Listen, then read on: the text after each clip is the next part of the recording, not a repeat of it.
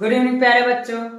आज हम आपको कक्षा 10 रसायन विज्ञान अध्याय 3 और 4 का महत्वपूर्ण प्रश्न बताएंगे और इसमें का रसायन विज्ञान का आपका क्वेश्चन खत्म हो जाएगा। और उम्मीद कर रहे हैं प्यारे बच्चों कि आप लोग अच्छे से बोर्ड पेपर की तैयारी कर रहे होंगे और तैयारी करके आप हर एक विषय को तैयार कर लेंगे।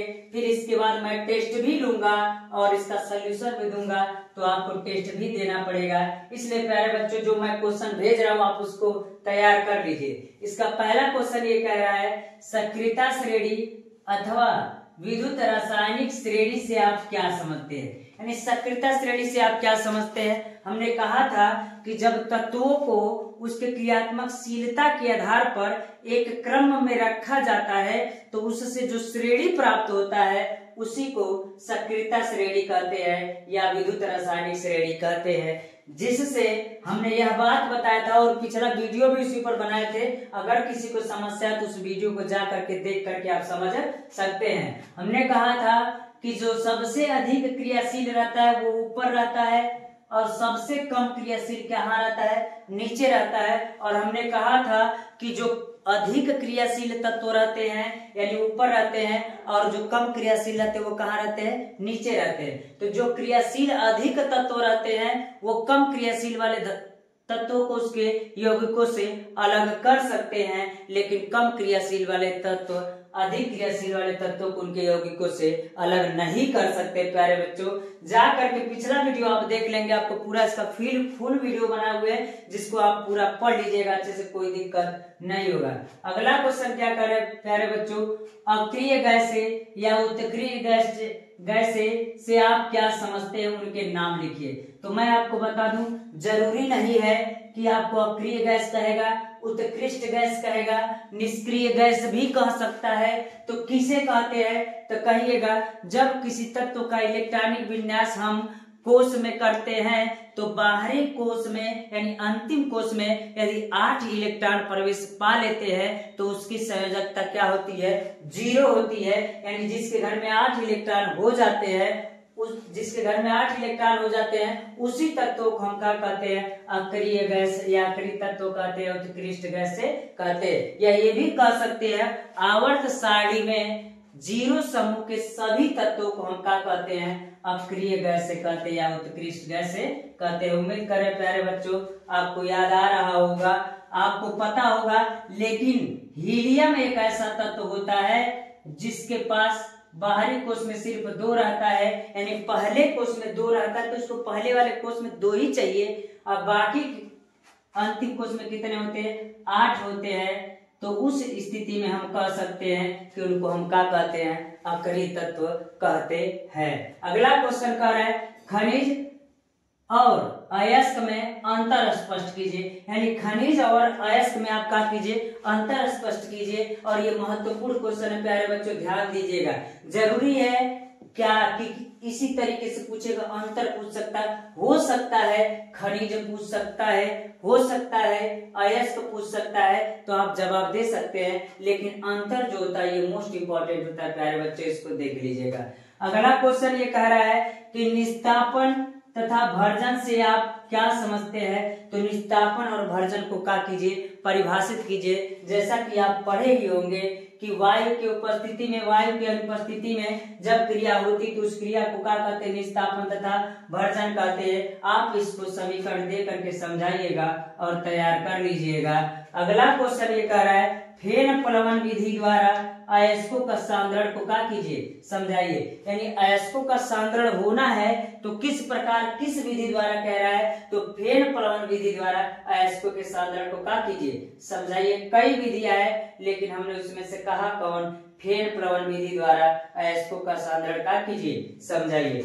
अगला क्वेश्चन ये कह रहा है, मिश्र धातुओं से आप क्या समझते हैं, 2 मिश्र धातुओं के नाम लिखिए। यानी कह रहा मिश्र धातु से आप क्या समझते हैं, तो उसका क्या कीजिए, परिभाषा लिखिए और किन्हीं भी 2 मिश्र धातुओं के नाम लिखिए। इसलिए कह रहे प्यारे बच्चों कि अगर तीसरा पार्ट का आपका कोई क्वेश्चन इंपॉर्टेंट है तो इतना क्वेश्चन इंपॉर्टेंट है। चौथा चैप्टर क्या कह रहा है, इसमें कह रहा है सहसंयोजी बंध से आप क्या समझते हैं, इनके प्रकारों का क्या कीजिए, वर्णन कीजिए। तो सहसंयोजी बंध किसे कहते हैं? तो प्यारे बच्चों, सहसंयोजी बंध हम उसे कहते हैं जब दो परमाणु आपस में इलेक्ट्रॉनों की बराबर की साझेदारी करते हैं तो उनके बीच जो बंध बनता है हम उसको सहसंयोजी बंध कहते हैं। यानी अगर कोई दो परमाणु रहेंगे तो दो परमाणु जब आपस में बराबर बराबर इलेक्ट्रॉनों की क्या करेंगे, साझेदारी करेंगे, तो उनके बीच जो बंध बनता है उसको क्या कहते हैं? सहसंयोजी बंध कहते हैं। ये कितने प्रकार के होते हैं? तो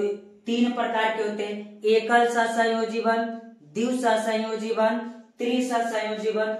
जरूरी है क्या कि एगो लेगा एगो देगा? हो सकता है एक इलेक्ट्रॉन दूसरे इलेक्ट्रॉन को एगो ले और एगो दे, हो सकता है 2 गो ले 2 गो दे, हो सकता है 3 गो ले 3 गो दे। तो उनके बीच जो बंध बनेगा तो उसको क्या कहते हैं? हम सहसंयोजी बंध कहते हैं। इनके प्रकारों का भी वर्णन कीजिए। तो प्रकारों को भी क्या कर दीजिएगा? वर्णन आप लोग कर लीजिएगा।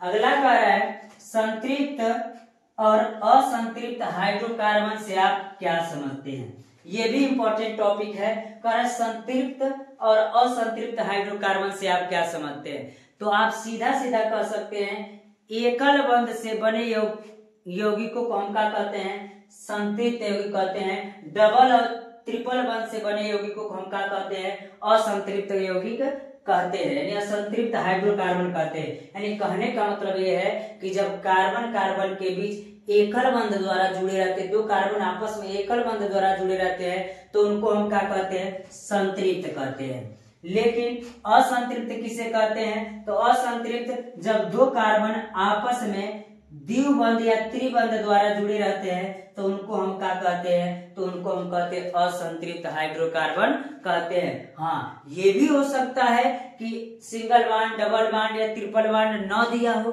उस स्थिति में मान लीजिए ऐसा दिया हो, जैसे कि मान लीजिए हम दे दे आपको C3H8 और एक और ले लीजिए C2H4 और कह दीजिए C4H6 ले लीजिए।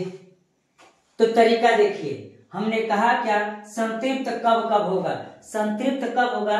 जब ध्यान से देखिएगा प्यारे बच्चों, जब हाइड्रोजन की संख्या कार्बन की संख्या के दोगुने से अधिक होगा तो वह क्या कहलाएगा? संतृप्त कहलाएगा। क्या कहलाएगा? संतृप्त। तो हाइड्रोजन की संख्या कितनी है? 8 है। अब 3 है कार्बन का, 3 का दुगुना कितना होगा? तो 6 होगा। क्या 6 से अधिक नहीं है क्या? जब 6 से अधिक है तो हम कह सकते हैं क्या होगा? संतृप्त होगा। यानी मेरे कहने का मतलब है हाइड्रोजन की जो संख्या होगी ना, कार्बन की संख्या के 2 गुने से क्या होगा? अधिक होगा तो क्या कहलाएगा? संतृप्त हाइड्रोकार्बन कहलाएगा। असंतृप्त वाला क्या कंडीशन होगा? असंतृप्त में ये कंडीशन होता है कि जब हाइड्रोजन की संख्या कार्बन की संख्या के 2 गुने के बराबर होगा, यानी हाइड्रोजन की संख्या जो होगा ना कार्बन की संख्या के 2 गुने के बराबर होगा या 2 गुने से क्या होगा? कम होगा, तो उस स्थिति में हम क्या कहेंगे? यह असंतृप्त होगा। क्या होगा? असंतृप्त होगा। हम इसलिए बता रहे हैं, जरूरी नहीं है कि आपको एकल बंध, द्विबंध और त्रिबंध बना के देगा। हो सकता है इस प्रकार लिखा हुआ दे दे, तब भी आपको समझ में आना चाहिए। तो हमने कहा क्या? आप बताइएगा हाइड्रोजन की संख्या कितनी है? 4 है और कार्बन का कितना है? तो हम कहेंगे कि 2 है। तो 2 का दुगुना कितना होगा? 4 होगा। तो 2 गुने के बराबर रहेगा तो क्या कहलाएगा? असंतृप्त कहलाएगा। एक स्थिति और है, हाइड्रोजन की संख्या कितनी है? 6 है। कार्बन की कितनी है? 4 है। 4 का दुगुना कितना होगा? 8 होगा। तो 8 से कम है कि नहीं है? या बराबर होगा या कम होगा, तो वह उस स्थिति में हम कहेंगे वह क्या होगा? असंतृप्त होगा। प्यारे बच्चों, उम्मीद करते हैं आपको समझ में आ रहा होगा। अगला देखिए क्या कह रहा है। अगला टॉपिक ये कह रहा है कि एलिफैटिक यौगिक और एरोमेटिक यौगिक को समझाइए। यानी एलिफैटिक यौगिक को समझाइए और एरोमेटिक यौगिक को भी समझाइए। आप इस क्वेश्चन को क्या कर लीजिएगा? देख लीजिएगा और तैयार कर लीजिएगा। अगला कह रहा है समचक्रीय यौगिक और विषम चक्रीय यौगिक से आप क्या समझते हैं? तो समचक्रीय यौगिक से आप क्या समझते हैं और विषम चक्रीय यौगिक से क्या समझते हैं? तो ये भी आप पढ़ लीजिएगा। समचक्रीय यौगिक में क्या होता है, जब कार्बन परमाणु सीधी या शाखी श्रृंखला में होती है और खुली श्रृंखला में होती है तो क्या होता है, समचक्रीय यौगिक होता है। विषम चक्र में बंद चक्र बनाएगा। फिर भी आप लोग इसको क्या कर लीजिएगा, देख लीजिएगा और अच्छे से तैयार कर लीजिएगा। और इस समय यानी अध्याय 3 का भी क्वेश्चन हो गया, अध्याय 4 का भी क्वेश्चन हुआ। अगला क्वेश्चन इसमें हम आपको, अगला क्वेश्चन कह रहा है साबुन तथा अपमार्जक से आप क्या समझते हैं, यानी साबुन को बताइए, अपमार्जक को क्या कीजिए, समझाइए। साबुन का अलग परिभाषा दीजिए, अपमार्जक का अलग परिभाषा दीजिए। जरूरी नहीं है कि आपका दोनों पूछेगा, अलग अलग भी क्या कर सकता है, पूछ सकता है, इसलिए अलग अलग तैयार कर लीजिएगा।